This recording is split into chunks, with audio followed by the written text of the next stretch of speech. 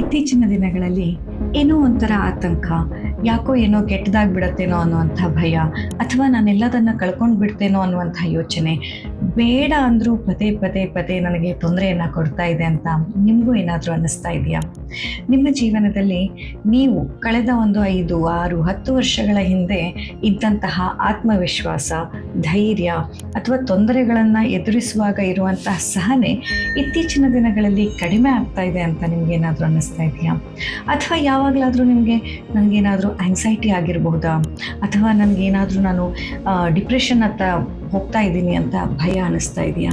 ಹಾಗಿದ್ರೆ ನೀವು ಈ ಸಮಸ್ಯೆಗಳಿಂದ ಬಳಲ್ತಾ ಇರೋರಲ್ಲಿ ಒಬ್ಬರೇ ಅಲ್ಲ. ಇತ್ತೀಚಿನ ದಿನಗಳಲ್ಲಿ ನಮ್ಮ ಈ ಒಂದು ಸಮಾಜದಲ್ಲಿ ಬೇರೆ ಬೇರೆ ಕಾರಣಗಳಿಂದಾಗಿ ಮಾನಸಿಕವಾದಂತಹ ಭಯ, ಉದ್ವೇಗ, ಗೊಂದಲ, ಆತಂಕ, ಕಿರಿಕಿರಿ ಉಂಟಾಗುವಂಥದ್ದು, ಈ ಥರದ ಎಲ್ಲ ಸಮಸ್ಯೆಗಳಿಂದ ಬಳಲುವವರ ಸಂಖ್ಯೆ ಜಾಸ್ತಿಯಾಗಿದೆ. ಹೆಚ್ಚಾಗಿ ಕ್ಲಿನಿಕ್ಗಳಲ್ಲಿ ಜ್ವರ, ವಾಂತಿ, ಬೇದಿ, ತಲೆನೋವು, ಕೈನೋವು, ಕಾಲು ನೋವು, ಸೊಂಟ ನೋವು ಅಂತ ಬರ್ತಾ ಇದ್ದವರು ಇತ್ತೀಚಿನ ದಿನಗಳಲ್ಲಿ ಹೆಚ್ಚಾಗಿ ಮಾನಸಿಕವಾದಂತಹ ಭಯ, ಉದ್ವೇಗ, ಆತಂಕ, ಗೊಂದಲ, ಕಿರಿಕಿರಿ ಈ ಸಮಸ್ಯೆಗಳಿಗಾಗಿ ಬರುವವರ ಸಂಖ್ಯೆ ಜಾಸ್ತಿ ಆಗ್ತಾ ಇದೆ. ಹಾಗಾಗಿ ನಿಮ್ಮೊಟ್ಟಿಗೆ ಇವತ್ತಿನ ಈ ಒಂದು ವಿಡಿಯೋದಲ್ಲಿ ಮಾನಸಿಕವಾದ ಆರೋಗ್ಯದ ಬಗ್ಗೆ, ಹಾಗೆ ಈ ಮಾನಸಿಕ ಆರೋಗ್ಯದ ಬಗ್ಗೆ ಆಯುರ್ವೇದದಲ್ಲಿರುವಂತಹ ಕೆಲವೊಂದಿಷ್ಟು ಅದ್ಭುತವಾದಂತಹ ಮಾಹಿತಿಗಳನ್ನು ಹಂಚಿಕೊಳ್ಳಿಕ್ಕೆ ನಿಮ್ಮೆದುರು ನಾನು ಬಂದಿದ್ದೇನೆ.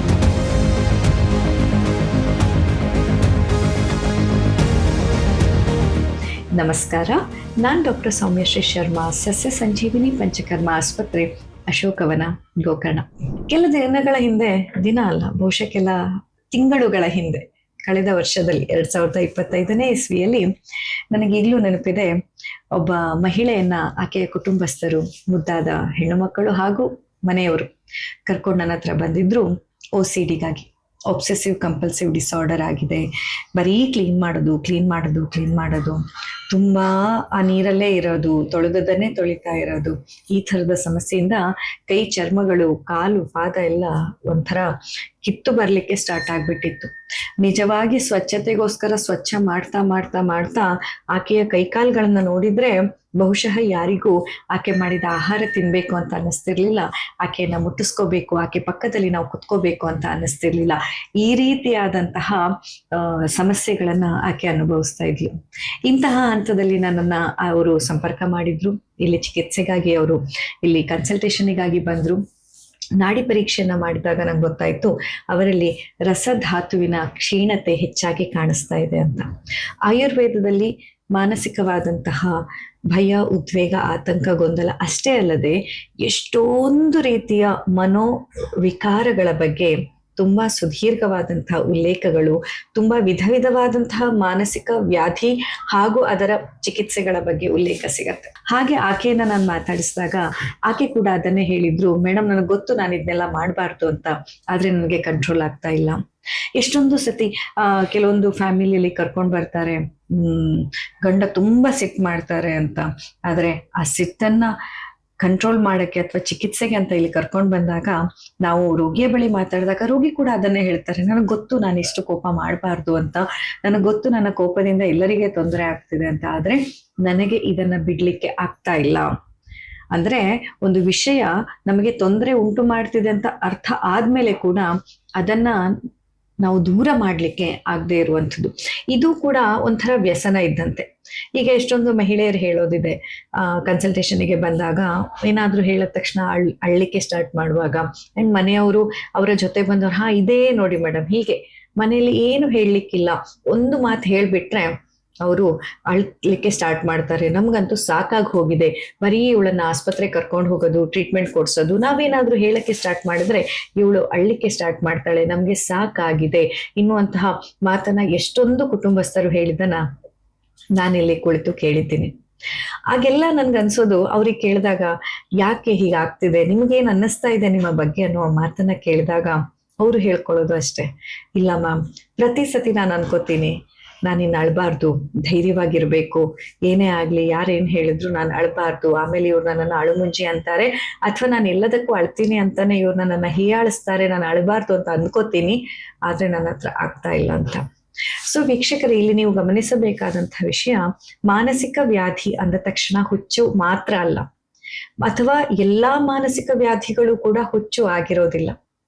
ಮಾನಸಿಕ ವ್ಯಾಧಿ ಅಂತ ಬಂದಾಗ ಹೇಗೆ ನಮ್ಮ ದೇಹದ ವಿಕಾರಗಳಿಗೆ ನಾವು ಚಿಕಿತ್ಸೆ, ಔಷಧಿ, ಪಥ್ಯಾಪಥ್ಯಗಳಿರುತ್ತೋ ಅದೇ ತರ ಆಯುರ್ವೇದದಲ್ಲಿ ಮಾನಸಿಕ ವ್ಯಾಧಿಗಳಿಗೆ, ಮನೋವಿಕಾರಗಳಿಗೆ ಕೂಡ ಪಥ್ಯಾಪಥ್ಯಗಳು, ಔಷಧಿ, ದಿನಚರಿ, ಆಹಾರ ಪದ್ಧತಿ, ಹೀಗೆ ಹಲವಾರು ರೀತಿಯ ಪರಿಹಾರ ಆಯುರ್ವೇದದಲ್ಲಿ ಹೇಳಿದ್ದಾರೆ.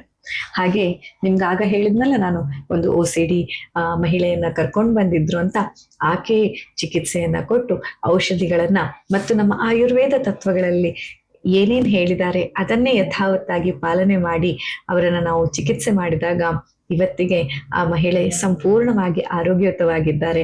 ಆಕೆಯ ಕೈಕಾಲಿನ ಚರ್ಮ ಸರಿಯಾಗಿದೆ, OCDಯ ಗೀಳಿನಿಂದ ಆಕೆ ಹೊರ ಬಂದಿದ್ದಾಳೆ. ಅಷ್ಟೇ ಅಲ್ಲದೆ ನನಗೆ ಪ್ರತಿ ಸತಿ ಮಾತಾಡಿಸಿದಾಗ ಕೂಡ, ಮೇಡಮ್ ಯಾವಾಗ ಬರ್ತೀರಾ, ನಿಮ್ಗೊಂದು ನಾನು ರೊಟ್ಟಿ ಮಾಡಿ ಊಟ ಹಾಕ್ಬೇಕು ಅಂತ ಎಷ್ಟು ಖುಷಿಯಿಂದ ಹೇಳುವಾಗ ನನಗೆ ಕೂಡ ಅಷ್ಟೇ ಹೆಮ್ಮೆ ಹಾಗೂ ಖುಷಿ ಅನ್ಸುತ್ತೆ. ಯಾಕಂತಂದ್ರೆ ಯಾವ ಮಹಿಳೆಯ ಕೈಯನ್ನ ನೋಡಿದ್ರೆ ಮುಟ್ಟಲಿಕ್ಕೆ ಸಹ ಅಸಹ್ಯ ಅನಿಸ್ತಾ ಇತ್ತು, ಇವತ್ತು ಆ ಮಹಿಳೆ ಆರೋಗ್ಯಯುತವಾಗಿ ಮತ್ತೆ ತಾನು ಅಡಿಗೆ ಮಾಡಿ ನನಗೆ ಬಡಿಸುವಷ್ಟು ಧೈರ್ಯವನ್ನ, ಆತ್ಮವಿಶ್ವಾಸವನ್ನ, ಆರೋಗ್ಯವನ್ನ ಪಡ್ಕೊಂಡಿದ್ದಾಳೆ ಅಂದ್ರೆ ಇದರ ಶ್ರೇಯಸ್ಸು ಆಯುರ್ವೇದಕ್ಕೆ ಸಲ್ಲಬೇಕು. ಆ ಮಹಿಳೆ OCDಯ ಒಂದು ಅತ್ಯಂತ ಕಷ್ಟದ ಸ್ಥಿತಿಯಲ್ಲಿದ್ದಾಗ ತನ್ನನ್ನು ತಾನು ಒಂದು ಕೋಣೆಯಲ್ಲಿ ಬಂಧಿ ಮಾಡ್ಕೊಂಡಿದ್ಲು. ಯಾಕಂದ್ರೆ ಆ ಮನೆಯ ಜನ ಅವಳಿಗೆ ನೀರು ಕಾಣದಿದ್ದ ಹಾಗೆ ಇಡುವಂತಹ ಪರಿಸ್ಥಿತಿ ಇತ್ತು. ನೀರು ಸಿಕ್ಕಿದ್ರೆ ಸಾಕು ಕೈ ತೊಳೆಯಕ್ಕೆ ಸ್ಟಾರ್ಟ್ ಮಾಡೋದು, ಮನೆಗೆಲ್ಲಿ ಸೋಪನ್ನೇ ಅಡಗಿಸಿಡುವ ಪರಿಸ್ಥಿತಿ ಇತ್ತು. ಯಾವುದೇ ಡಿಶ್ ವಾಷರ್, ಸೋಪ್ ಅಥವಾ ಏನನ್ನೇ ಸಿಕ್ಕಿದ್ರು ಕ್ಲೀನ್ ಮಾಡುವಂಥದ್ದು ಎಷ್ಟು ಆಕೆಯ ಕಂಟ್ರೋಲ್ ಮೀರಿ ಆಗ್ತಾ ಇತ್ತು ಅಂತಂದ್ರೆ, ಒಂದು ಹಂತದಲ್ಲಿ ತಾನು ಅಡಿಗೆ ಮನೆ ಅದು ಇದು ಬಿಟ್ಬಿಡಿ, ಒಂದು ರೂಮ್ ಒಳಗೆ ತನ್ನನ್ನು ತಾನು ಬಂದಿ ಮಾಡಿಕೊಳ್ಳುವಂತಹ ದುಸ್ಥಿತಿಯಲ್ಲಿ ಆಕೆ ಇದ್ರು. ಆದ್ರೆ ಇವತ್ತು ಆಕೆ ಸಂಪೂರ್ಣವಾಗಿ ಇದರಿಂದ ಹೊರಬಂದಿದ್ದಾರೆ. ಅಷ್ಟೇ ಅಲ್ಲದೆ ಬೇರೆ ಪದ್ಧತಿಯ ಮೂಲಕ ತಗೊಳ್ತಾ ಇದ್ದಂತಹ ಮಾನಸಿಕ ಔಷಧಿಗಳಿಂದ ಕೂಡ ಆಕೆ ಮುಕ್ತಳಾಗಿದ್ದಾಳೆ ಅಂತ ಹೇಳ್ಕೊಳಕ್ಕೆ ತುಂಬಾ ಸಂತೋಷ ಆಗತ್ತೆ. ಹಾಗೆ ನೀವು ಏನಾದ್ರೂ ಈ ರೀತಿಯ ಮನೋವಿಕಾರಗಳಿಂದ ಅಥವಾ ಮನಸ್ಸಿಗೆ ಸಂಬಂಧಪಟ್ಟ, ನೋಡಿ ಎಲ್ಲದು ಹುಚ್ಚಲ್ಲ ಆಯ್ತಾ, ಫಸ್ಟ್ ಆಫ್ ಆಲ್ ನೀವು ಆ ಒಂದು ತಪ್ಪು ಕಲ್ಪನೆಯಿಂದ ಹೊರಬನ್ನಿ. ಮನಸ್ಸು ಸರಿ ಇಲ್ಲ ಅಂತ ಅಂದ ತಕ್ಷಣ ನನ್ನನ್ನ ಹುಚ್ಚಿ ಅಂತ ಅನ್ಕೋತಾರ, ಅಥವಾ ನನ್ನ ಭಾವನೆಗಳಲ್ಲಿ ಏರಿಳಿತ ಆಗ್ತಿದೆ ಅಂದ ತಕ್ಷಣ ಅದು ಹುಚ್ಚೇ ಆಗಿರತ್ತ? ಖಂಡಿತವಾಗಿ ಇಲ್ಲ. ಮನಸ್ಸಿನ ಭಾವನೆಗಳ ಏರಿಳಿತವನ್ನ ಮನೋವಿಕಾರಗಳು ಅಂತಾರೆ. ಎಲ್ಲಾ ಮನೋವಿಕಾರಗಳು ಕೂಡ ಹುಚ್ಚು ಆಗಿರೋದಿಲ್ಲ. ಎಷ್ಟೊಂದು ಬಾರಿ ದೇಹದಲ್ಲಿ ಆಗ್ತಾ ಇರುವಂತಹ ಕೆಲವೊಂದಿಷ್ಟು ಗೊಂದಲಗಳು, ದೇಹಕ್ಕೆ ಸಂಬಂಧಪಟ್ಟಂತಹ ರೋಗಗಳು ಕೂಡ ನಿಮ್ಮ ಮನಸ್ಸಿನ ವಿಕಾರಗಳಿಗೆ ಕಾರಣ ಆಗಿರುತ್ತೆ. ತುಂಬಾ ಪುಟ್ಟ ಉದಾಹರಣೆ ಹೇಳ್ಬೇಕು ಅಂತಂದ್ರೆ, ಈಗ ನಿಮ್ಗೊಂದಿನ ತುಂಬಾ ತಲೆನೋವು ಬಂದಿದೆ, ಅಬ್ಸಲ್ಯೂಟ್ಲಿ ಫಿಸಿಕಲ್ ಕಂಪ್ಲೇಂಟ್, ಅದು ತಲೆನೋವು ಬಂದಿದೆ ಅಷ್ಟೇ. ತಲೆ ಸಿಡಿಯುವಷ್ಟು ತಲೆನೋವಿದ್ದಾಗ ಆ ಕ್ಷಣದಲ್ಲಿ ನಿಮ್ಮ ಭಾವನೆಗಳು ಹೇಗಿರುತ್ತೆ? ಬೇಗ ಕಿರಿಕಿರಿ ಆಗುವಂಥದ್ದು, ಬೇಗ ಕೋಪ ಬರುವಂಥದ್ದು, ಬೇಗ ಗೊಂದಲ ಆಗುವಂಥದ್ದು, ಅಥವಾ ಬೇಗ ನಿಮ್ಮ ಒಂದು ಭಾವನೆಗಳು ಕೈ ಮೀರಿ ಹೋಗುವಂಥ ಸಾಧ್ಯತೆ ಜಾಸ್ತಿ ತಾನೆ. ಹಾಗಂತ ಅದು ಹುಚ್ಚು ಅಂತ ಹೇಳಲಿಕ್ಕಾಗತ್ತಾ? ಖಂಡಿತವಾಗಿ ಇಲ್ಲ. ನಿಮ್ಮ ದೇಹದಲ್ಲಿ ಇರುವಂತಹ ಒಂದು ಲಕ್ಷಣ ನಿಮ್ಮ ಮನಸ್ಸಿನ ಭಾವನೆಗಳನ್ನ ಸ್ವಲ್ಪ ದುರ್ಬಲಗೊಳಿಸಿದೆ. ಹಾಗೇನೆ ಆಯುರ್ವೇದದಲ್ಲಿ ಧಾತ್ವಾಗ್ನಿಯ ಬಗ್ಗೆ ಹೇಳುವಾಗ, ರಸಧಾತುವಿನ ಬಗ್ಗೆ ಹೇಳುವಾಗ, ನಮ್ಮ ದೇಹದ ಇಡೀ ಅಂಗಾಂಗಗಳು ಒಂದೊಂದಾಗಿ ರೂಪುಗೊಳ್ಳಕ್ಕೆ ಅತ್ಯಂತ ಮೂಲಭೂತವಾಗಿ ಬೇಕಾದಂತಹ ಒಂದು ಫೌಂಡೇಶನ್ ಅಂದ್ರೆ ಅದು ರಸಧಾತು. ಆ ರಸೇ ರೌಕ್ಷ್ಯಂ ಶ್ರಮಃ ಶೋಷೋ ಗ್ಲಾನಿ ಶಬ್ದ ಅಸಹಿಷ್ಣುತ. ಇಲ್ಲಿ ಕೂಡ ಇವರು ಅದೇ ಮನೋವಿಕಾರದ ಬಗ್ಗೆ ಹೇಳ್ತಾರೆ. ಅಂದ್ರೆ ಯಾವಾಗ ನಿಮ್ಮಲ್ಲಿ ರಸಧಾತುವಿನ ಕ್ಷಯ ಆಗತ್ತೆ, ರಸಧಾತುವಿನಲ್ಲಿ ಕ್ಷೀಣತೆ ಕಾಣ್ತೀರಾ, ಆಗ ನಿಮ್ಮ ಮೈಯೆಲ್ಲ ಡ್ರೈ ಆದಂಗ ಅನ್ಸುತ್ತೆ, ಶಕ್ತಿ ಕಡಿಮೆ ಅನ್ಸುತ್ತೆ. ಅಷ್ಟೇ ಅಲ್ಲದೆ ನಿಮ್ಮ ಮುಖದಲ್ಲಿ ಏನೋ ಕಾಂತಿಹೀನರಾಗಿ ಕಳೆ ಕಳ್ಕೊಂಡಿದ್ದೀರಾ ಅನ್ನೋ ತರ ಆಗೋದಷ್ಟೇ ಅಲ್ಲದೆ ಶಬ್ದ ಅಸಹಿಷ್ಣುತ, ಯಾವಾಗ್ಲೂ ಮಂಕಾಗಿರ್ತೀರಾ, ಡಲ್ ಆಗಿರ್ತೀರಾ, ಮತ್ತು ಜನರಿದ್ದಲ್ಲಿ ಹೋಗ್ಲಿಕ್ಕೆ ನೀವು ಬಯಸೋದಿಲ್ಲ. ದೊಡ್ಡ ದೊಡ್ಡದಾದ ಶಬ್ದಗಳನ್ನ ಕೇಳಲಿಕ್ಕೆ ನೀವು ಇಷ್ಟಪಡೋದಿಲ್ಲ. ತುಂಬಾ ದೊಡ್ಡದಾಗಿ ಶಬ್ದ ಬರುವಲ್ಲಿ ಅಥವಾ ತುಂಬಾ ಜನ ಇರುವಲ್ಲಿ, ಜನ ನಿಬಿಡ ಪ್ರದೇಶಗಳಲ್ಲಿ ನೀವು ಹೋಗ್ಲಿಕ್ಕೆ ಇಷ್ಟಪಡೋದಿಲ್ಲ. ಆದ್ರೆ ಇದು ಮನೋವಿಕಾರ ಆಗಬೇಕಂತಿಲ್ಲ, ನಿಮ್ಮ ದೇಹದಲ್ಲಿ ರಸಧಾತುವಿನ ಕ್ಷಯದಿಂದ ಬಂದಂತಹ ಒಂದು ಲಕ್ಷಣ. ಹೀಗೆ ಹಲವಾರು ರೀತಿಯ ರೋಗಗಳಲ್ಲಿ ಗ್ಲಾನಿ ಅನ್ನುವಂಥದ್ದಾಗಿರ್ಬೋದು, ಭಯ ಉಂಟಾಗುವಂಥದ್ದಾಗಿರ್ಬೋದು, ಅತಿಯಾದ ಉದ್ವೇಗ ಉಂಟಾಗುವಂಥದ್ದು ಕೂಡ ನಾವು ದೈಹಿಕ ರೋಗಗಳಲ್ಲಿ ಕೂಡ ಕಾಣ್ತೀವಿ. ರೋಗಾಹ ಸರ್ವೇ ಅಪಿ ಮಂದಾಗ್ನವ್ ಅಂತ ಚರಕಾಚಾರ್ಯರು ಹೇಳ್ತಾರೆ. ಸೊ ಯಾವಾಗ ನಿಮ್ಮ ದೇಹದಲ್ಲಿ ರೋಗಗಳು ಉಂಟಾಗ್ತಾ ಇದೆ, ಅದು ದೇಹದಲ್ಲಿ ಇರಬಹುದು, ಮನಸ್ಸಿನಲ್ಲಿ ಆಗಿರಬಹುದು, ಅಲ್ಲಿ ಮೊದಲು ಶುರುವಾಗುವಂಥದ್ದು ನಿಮ್ಮ ಅಗ್ನಿಯಿಂದ, ನಿಮ್ಮ ಮೆಟಬಾಲಿಸಮ್ ಇಂದ. ಯಾವಾಗ ನಿಮ್ಮ ಅಗ್ನಿ ಚೆನ್ನಾಗಿ ಕಾರ್ಯನಿರ್ವಹಣೆ ಮಾಡ್ತಾ ಇಲ್ಲ, ಆಗ ದೈಹಿಕವಾದ ರೋಗಗಳಷ್ಟೇ ಅಲ್ಲದೆ ಮಾನಸಿಕವಾದಂತಹ ಭಾವನೆಗಳಲ್ಲಿ ವ್ಯತ್ಯಾಸ, ಮನೋವಿಕಾರಗಳು ಬರುವಂತ ಸಾಧ್ಯತೆ ಕೂಡ ಜಾಸ್ತಿ.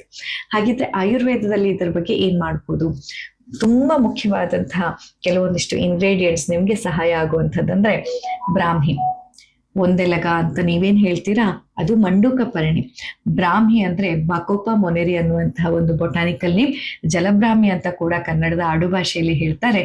ಸೊ ಈ ಜಲಬ್ರಾಹ್ಮಿ, ಹಾಗೇನೆ ಮಂಡೂಕ ಪರ್ಣಿ ಅಂದ್ರೆ ಒಂದೆಲಗ ಮತ್ತು ಶಂಖಪುಷ್ಪಿ, ಈ 3 ದ್ರವ್ಯಗಳ ಬಳಕೆ ನಿಮ್ಮ ದಿನನಿತ್ಯದಲ್ಲಿ ನೀವು ಮಾಡ್ತಾ ಬಂದಾಗ ನಿಮ್ಮ ಭಾವನೆಗಳ ಮೇಲೆ ಹಿಡಿತ ಸಾಧಿಸ್ಲಿಕ್ಕೆ, ನಿಮ್ಮ ಸತ್ವವನ್ನ ಹೆಚ್ಚಿಸಿಕೊಳ್ಳಿಕ್ಕೆ, ಧೈರ್ಯ, ತಾಳ್ಮೆ, ಆತ್ಮವಿಶ್ವಾಸ, ಸಹನೆಯನ್ನ ಹೆಚ್ಚಿಸ್ಕೊಳ್ಳಿಕ್ಕೆ ಈ ದ್ರವ್ಯಗಳು ಸಹಾಯ ಮಾಡುತ್ತೆ. ಅಷ್ಟಕ್ಕೂ ಹೆಚ್ಚಾಗಿ ಈ ದ್ರವ್ಯಗಳನ್ನ ನಿಮ್ಮ ಮನೋವಿಕಾರದಲ್ಲಿ ಯಾವ ರೀತಿಯಾಗಿ ಬಳಸಬಹುದು ಅನ್ನೋದನ್ನ ನೀವು ಸ್ವತಃ ಒಂದು ಕನ್ಸಲ್ಟೇಷನ್ ಮೂಲಕ ಡಿಸ್ಕಷನ್ ಮಾಡಿ ಒಂದು ನಿರ್ಧಾರಕ್ಕೆ ಬರ್ಬೋದು. ಯಾಕಂದ್ರೆ ನಿಮ್ಮೆಲ್ಲರ ಪ್ರಕೃತಿ ಬೇರೆ ಬೇರೆ, ನಮ್ಮ ದೇಹ ಬೇರೆ, ವಯಸ್ಸು ಬೇರೆ, ನಾವಿರುವಂತಹ ಜಾಗ ಬೇರೆ, ನಮ್ಮ ಆಹಾರ ಪದ್ಧತಿಗಳು ಬೇರೆ, ದಿನನಿತ್ಯದಲ್ಲಿ ನಾವು ನಿಭಾಯಿಸ್ತಾ ಇರುವಂತಹ ಜವಾಬ್ದಾರಿಗಳು ಬೇರೆ. ಹಾಗಿದ್ದಾಗ ಬರೀ ಒಂದು ಬ್ರಾಹ್ಮಿ ಎಲ್ಲರೂ ಒಂದೇ ರೀತಿ ತಗೊಳ್ಳಿಕ್ಕೆ ಸಾಧ್ಯ ಇಲ್ಲ. ನಿಮ್ಮ ವಯಸ್ಸಿಗೆ, ನೀವಿರೋ ಪ್ರದೇಶಕ್ಕೆ, ನಿಮ್ಮ ಜೀವನ ಶೈಲಿಗೆ ಹಾಗೂ ನಿಮ್ಮ ಪ್ರಕೃತಿಗೆ ಅನುಗುಣವಾಗಿ ಈ ದ್ರವ್ಯಗಳ ಬಳಕೆಯಲ್ಲಿ ವ್ಯತ್ಯಾಸ ಇರುತ್ತೆ. ಆದ್ರೆ ಸಾಮಾನ್ಯವಾಗಿ ಹೇಳೋದಾದ್ರೆ ಯಾವ್ದಾದ್ರೂ ಒಂದು ರೀತಿಯಲ್ಲಿ ಜಲಬ್ರಾಹ್ಮಿಯನ್ನ, ಒಂದೆಲಗವನ್ನ ಮತ್ತು ಶಂಖಪುಷ್ಪಿಯನ್ನ ನಿಮ್ಮ ಆಹಾರದ ಒಂದು ಭಾಗವನ್ನಾಗಿ ಮಾಡಿಕೊಂಡ್ರೆ ನಿಮ್ಮ ಮಾನಸಿಕವಾದಂತಹ ಭಾವನೆಗಳ ಮೇಲೆ ಹತೋಟಿಯನ್ನು ತರೋದು ತುಂಬಾ ಸುಲಭವಾಗುತ್ತೆ. ಅಷ್ಟೇ ಅಲ್ಲದೆ ಪಂಚಕರ್ಮ ಚಿಕಿತ್ಸೆಗಳಲ್ಲಿ ವಿಶೇಷವಾಗಿ ಶಿರೋಧಾರ, ಶಿರೋಪಿಚ್ಚು, ಹಾಗೆ ಪಾದಾಭ್ಯಂಗ, ಈ ಎಲ್ಲ ಹಲವಾರು ಚಿಕಿತ್ಸೆಗಳ ಜೊತೆಯಲ್ಲಿ ಪರಿಷೇಕ ಅನ್ನುವಂಥದ್ದು, ಮತ್ತೆ ಅವಗಾಹ ಸ್ವೇದ, ಕಷಾಯದಲ್ಲಿ ನಿಮ್ಮನ್ನ ಮಲಗಿಸಿಡುವಂಥದ್ದು, ಹಾಲಲ್ಲಿ ನಿಮ್ಮನ್ನ ಮಲಗಿಸಿಡುವಂಥದ್ದು, ಹಾಗೆ ಬೇರೆ ಬೇರೆ ಔಷಧೀಯ ದ್ರವ್ಯಗಳ ಒಂದು ಕಷಾಯದ ಸ್ನಾನವನ್ನ ಮಾಡಿಸುವಂಥದ್ದು, ಕ್ಷೀರದಲ್ಲಿ ಸ್ನಾನವನ್ನ ಮಾಡಿಸುವಂಥದ್ದು, ಹೀಗೆ ವಿಧವಾದ ರೀತಿಯ ಚಿಕಿತ್ಸೆಗಳು ಕೂಡ ಪಂಚಕರ್ಮದಲ್ಲಿ ಲಭ್ಯವಿದೆ. ಅದು ನಿಮ್ಮ ದೈಹಿಕ ಮತ್ತು ಮಾನಸಿಕ ಆರೋಗ್ಯವನ್ನ ಸರಿಪಡಿಸುವಲ್ಲಿ, ಅಷ್ಟೇ ಅಲ್ಲದೆ ಮನೋವಿಕಾರವನ್ನ ಸರಿಪಡಿಸಿ ನಿಮ್ಮ ಭಾವನೆಗಳ ಮೇಲೆ ನಿಮಗೆ ಹತೋಟಿ ಸಿಗುವಲ್ಲಿ ಸಹಾಯ ಮಾಡುತ್ತೆ. ಹೀಗೆ ಇನ್ನಷ್ಟು ಮಾಹಿತಿ ನಿಮಗೆ ಬೇಕಿದ್ರೆ ನೀವು ನಮ್ಮನ್ನ ಸ್ವತಃ ಇಲ್ಲಿ ಬಂದು ಮುಖತಃ ಭೇಟಿಯಾಗಿ ನಾಡಿ ಪರೀಕ್ಷೆಯನ್ನ ಮಾಡಿಸ್ಕೊಳ್ಬಹುದು. ಬರ್ಲಿಕ್ಕಾಗದೇ ಇದ್ದವರು ಆನ್ಲೈನ್ ಮೂಲಕ ಕೂಡ ನಮ್ಮನ್ನ ಸಂಪರ್ಕ ಮಾಡ್ಬೋದು. ಇದಕ್ಕೆ ಸಂಬಂಧಪಟ್ಟ ಎಲ್ಲ ವಿವರಗಳು ನಿಮ್ಗೆ ವಿಡಿಯೋ ಡಿಸ್ಕ್ರಿಪ್ಷನ್ ಅಲ್ಲಿ ಸಿಗತ್ತೆ. ಹಾಗೆ ನಾನಿವತ್ತು ಕೊಟ್ಟಂತ ಮಾಹಿತಿ ನಿಮ್ಗೆ ಉಪಯುಕ್ತ ಅನ್ನಿಸ್ತಿದ್ರೆ ಒಂದು ಲೈಕ್ ಮಾಡ್ಲಿಕ್ಕೆ ಮರಿಬೇಡಿ. ಮತ್ತೆ ನಿಮ್ಮೆಲ್ಲ ಸ್ನೇಹಿತರೊಂದಿಗೆ ಈ ವಿಡಿಯೋವನ್ನ ಹಂಚಿಕೊಳ್ಳಿ. ಅಗತ್ಯ ಇದ್ದವರಿಗೆ ಈ ಮಾಹಿತಿ ತಲುಪುವಲ್ಲಿ ಅದು ಸಹಾಯ ಮಾಡುತ್ತೆ. ಇನ್ನಷ್ಟು ಹೆಚ್ಚಿನ ಆಯುರ್ವೇದ ಸಂಬಂಧ ವಿಡಿಯೋದೊಂದಿಗೆ ಮತ್ತೆ ನಿಮ್ಮೆದುರು ಬರ್ತೇನೆ. ಅಲ್ಲಿಯ ತನಕ ನೀವೇನಾದ್ರೂ ನಮ್ಮ ಚಾನೆಲ್ನ ಸಬ್ಸ್ಕ್ರೈಬ್ ಮಾಡ್ಕೊಂಡಿಲ್ಲ ಅಂದ್ರೆ ಈಗಲೇ ಸಬ್ಸ್ಕ್ರೈಬ್ ಮಾಡ್ಕೊಳ್ಳಿ. ಆಗ ನಾನು ಮುಂದೆ ಹಾಕುವಂತಹ ಎಲ್ಲ ವಿಡಿಯೋಗಳ ನೋಟಿಫಿಕೇಶನ್ ನಿಮ್ಗೆ ಲಭ್ಯ ಇರುತ್ತೆ. ಬೆಲ್ ಐಕಾನ್ ಪ್ರೆಸ್ ಮಾಡಿದ್ರೆ ಮಾತ್ರ ನಿಮ್ಗೆ ನೋಟಿಫಿಕೇಶನ್ ಬರುತ್ತೆ. ಹಾಗಾಗಿ ಸಬ್ಸ್ಕ್ರೈಬ್ ಮಾಡಿದ ಮೇಲೆ ಪಕ್ಕದಲ್ಲಿರುವಂತಹ ಬೆಲ್ ಐಕಾನ್ ಪ್ರೆಸ್ ಮಾಡ್ಲಿಕ್ಕೆ ಮರಿಬೇಡಿ. ಮತ್ತೆ ಮುಂದಿನ ವಿಡಿಯೋದಲ್ಲಿ ಸಿಗ್ತೇನೆ. ಅಲ್ಲಿಯ ತನಕ ನಮಸ್ಕಾರ.